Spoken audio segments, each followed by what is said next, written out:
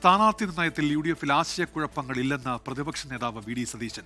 UDF മുഴുവൻ സീറ്റുകളിലും സ്ഥാനാർത്ഥികളെ പ്രഖ്യാപിച്ചപ്പോൾ വൈകുന്നത് ഇടതുപക്ഷവും BJP-യുമാണെന്നും അദ്ദേഹം പറഞ്ഞു. പറവൂരിൽ CPIM കുടുംബങ്ങളിൽ നിന്നുപോലും തനിക്ക് വോട്ട് ലഭിക്കുമെന്നും വി ഡി സതീശൻ.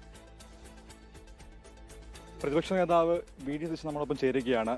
കാൽ നൂറ്റാണ്ട് തികയ്ക്കുകയാണ്. വീണ്ടും പ്രചാരണമുഖത്തേക്ക് ഇറങ്ങിയിരിക്കുകയാണ്. എന്താണ് പ്രതീക്ഷ?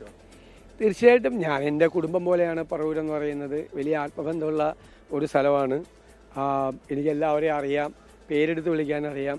രാഷ്ട്രീയത്തിനപ്പുറമായിട്ട് എന്നെ അവർ സഹായിക്കാറുണ്ട്. തിരഞ്ഞെടുപ്പ് കാലത്ത് CPM കുടുംബങ്ങളിൽ നിന്ന് പോലും എനിക്ക് വോട്ട് കിട്ടാറുണ്ട്. ഇടതുപക്ഷ അനുഭാവികളായിട്ടുള്ള ആളുകൾ വോട്ട് ചെയ്യാറുണ്ട്. ഇടതുപക്ഷ സഹയാത്രികരായിട്ടുള്ള ആളുകൾ വോട്ട് ചെയ്യാറുണ്ട്.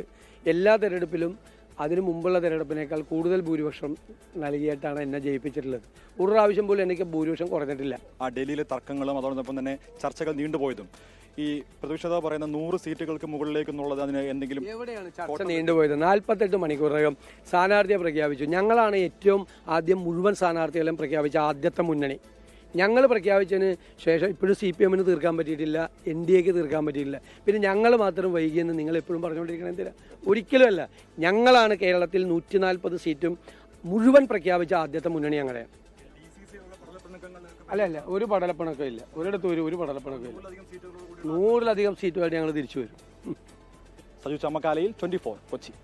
ലോകത്തെവിടെയായാലും ഏത് സമയത്തും 24 വാർത്തകളും ഓഗ്മെന്റഡ് റിയാലിറ്റി പാക്കേജുകളും എക്സ്പ്ലെയിനറുകളും വിശദമായി കാണാൻ ഞങ്ങളുടെ YouTube ചാനൽ നിങ്ങൾക്ക് സബ്സ്ക്രൈബ് ചെയ്യാം.